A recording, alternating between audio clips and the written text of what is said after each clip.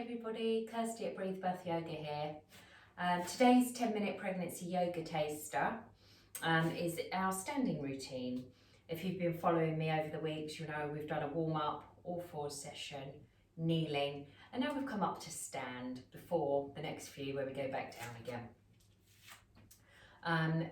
Please do follow all of these little tasters and you can put them all together in one long sequence at the end and have about an hour and a half's worth of yoga practice to do. Okay, so if you're seated, come to a standing position. That's where we're starting today. We're going to take long, slow, deep breaths throughout the practice. We're never going to hold our breath. No breath retention in pregnancy yoga. We're going to start by doing Tadasana or mountain pose. We're going to bring our feet together, our toes spread nice and wide. I really want you to feel grounded through the floor. Maybe take your socks off if you've got socks on so you can really feel that grounding. Shoulders back and down. Crown pulled up towards the ceiling. Standing tall and straight. Your palms come facing me.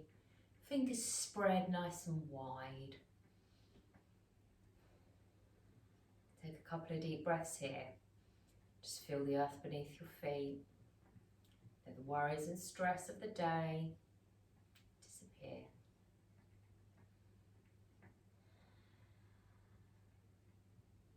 Really tall. Feel strong.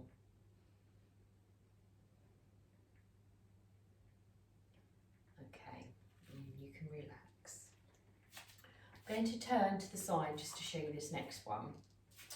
We can bring our feet maybe around hip width apart. You can stay facing me. Often when we're pregnant, the weight of our baby makes us stand with our bottoms out a little bit like this. So we're going to do some pelvic tilts to tuck that under. We're going to tuck this tailbone under, coccyx, and we're going to bring our pelvic bone forward. You're obviously not going to stand like this all the time either, but we want to find a nice place in between. So let's start just by taking some pelvic tilts. I move my arms, you can see me doing this. My arm's in the way a little bit otherwise. Just back and forward with the pelvis, tucking the tailbone and bringing the pubic bone forward and up. Great for mobilising that lower spine and pelvic area as well. Have really soft knees when you're doing this. You can inhale one way and exhale the other. You don't have to have your hands there. I like to have my hands there to feel the movement.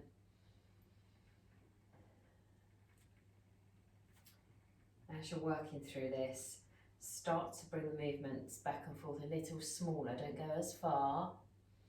And we're going to find somewhere in between the back position and the forward position to stay in all the time. Just be mindful of that arch in the back. If you're tucking that tailbone under, you might feel less weight on your back. Okay, if you found a neutral position between forwards and backwards, then that's where you should stay, a neutral spine. Okay, I'm going to turn back to face you now. Now we're in that neutral spine, let's just try that Tadasana mountain pose once more before we start some more movement. Really stand strong and tall, legs pushing together, toes spread into the floor, palms facing me, shoulders back and down. A couple of breaths here before we move to the back of our mats. See if you can close your eyes. It might make you a bit wobbly. If it does, just open them.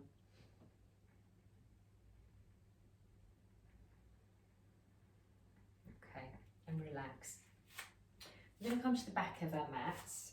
We're going to stand tall and strong as always to start a move. We're going to do a little warrior sequence as our standing sequence today.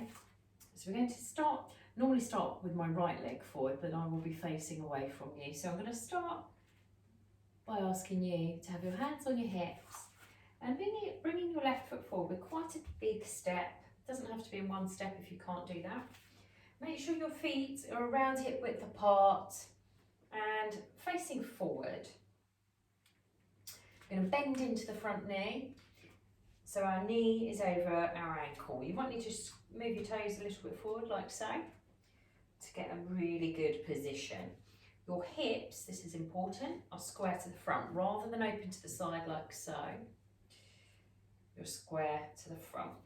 We're going to inhale our arms to the sky as we sink further into this pose. Looking up to the sky, shoulders back and down. And this is our warrior one. If your heel at the back isn't on the floor, don't worry, it's an intention to get there one day. The more you practice, the lower the heel will go. Couple more breaths here. Check your knees over your ankles still.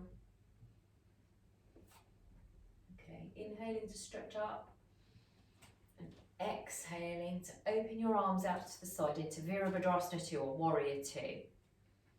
Your gaze is over your front middle finger and your arms are level with your shoulders. Not up here or down here, nice and level. You will notice your hips have now turned to open towards me or to the side, depending on which way you're facing. That's fine, and your toes are probably about a 45-degree angle at the back foot. This is great. I want you to bring that back arm down now onto the back of your leg. And we're going to inhale the front arm up to the sky and look towards it. Your palm is facing behind you. If you weren't pregnant, we'd do a full reverse warrior here and bend back, but I don't want to do those back bends while you're pregnant. Okay, and bring the arms back out to the sides into Warrior 2. We're going to straighten that front leg and go into a Trikonasana or a triangle pose. So we're going to inhale, exhale, tilting, and then coming down with that front hand. Now, if this is too much, you can have that upper hand on your hip. You don't have to bring your hand all the way down to near your ankle. It can be on your calf, or if you're struggling, your forearm can be on your thigh. The idea is to keep both legs straight and this upper shoulder back. So if you see I'm not leaning forward in any way to get my arm down here, for example, my shoulder is back.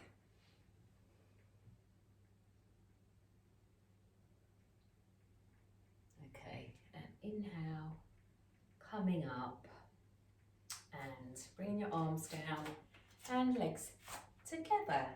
Relaxing for a moment. We're going to do that on the other side.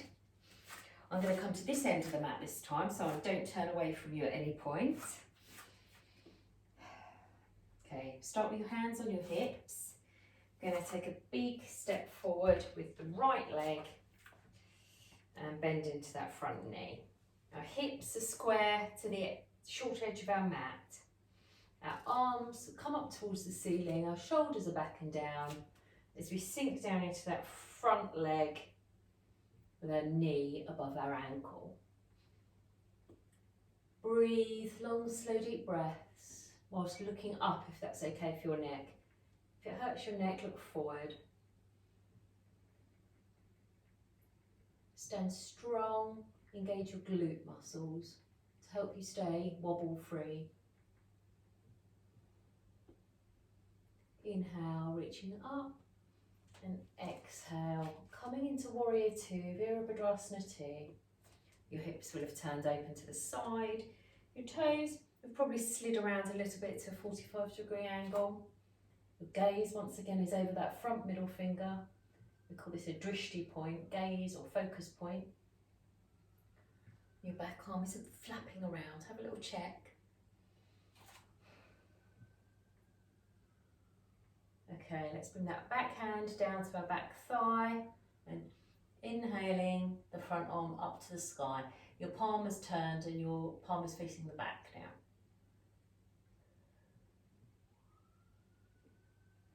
Don't straighten the leg whilst you do this. Make sure your knee is still over your ankle. And let's back Up into warrior two, straightening the front knee now. Getting ready for our triangle trikonasana pose. Inhale and exhale to tilt and then come over. The front hand is now the lower hand. The upper hand can be either on your hip or up to the sky. Decision is yours. Try and keep that upper shoulder back. And remember, there's variations for how far you can go down. The main thing is to have your legs straight and the upper shoulder back. I don't mind how far you go. There's no right or wrong. You can look to the sky if that's okay for your neck. Okay, inhale, coming up. This time we're going to bring the back foot forward to meet the front foot and bring our hands in prayer. Okay, we're going to do one last pose in our standing position. We are going to do tree pose. So, tips for standing tall and strong and wobble free are to look at a drishti point, a gaze point. Find something in the distance in front of you to focus on that's not moving. Really concentrate on that. Also visualise roots growing out beneath your standing foot. It really, really helps with stability. And the other thing is to breathe, don't hold your breath. So we're going to have hands on our hips to start with. I'm going to show you a few variations. We can either have our foot on the edge of our ankle. We can have our foot halfway up, or we can have our foot all the way up into the full tree pose. Now there's various options for your arms, depending on your balance. Out to the sides, prayer, keep them on your hips. This is full tree with the arms up here. Maybe prayer up here if you fancy it. The choice is yours. So there's a big hip opener. So if you've got any hip or pelvic pains, don't do this one.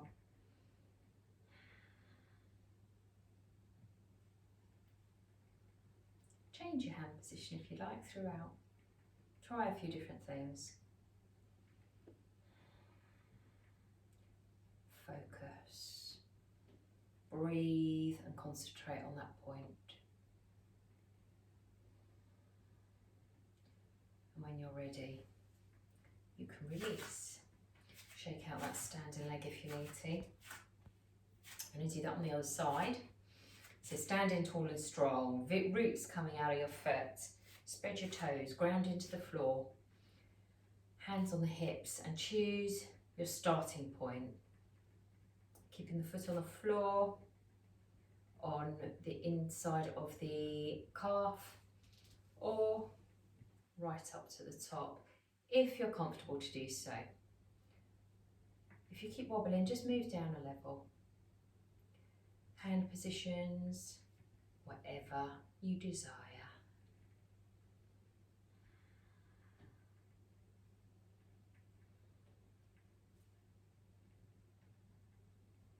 When you're ready, bring your hands into prayer.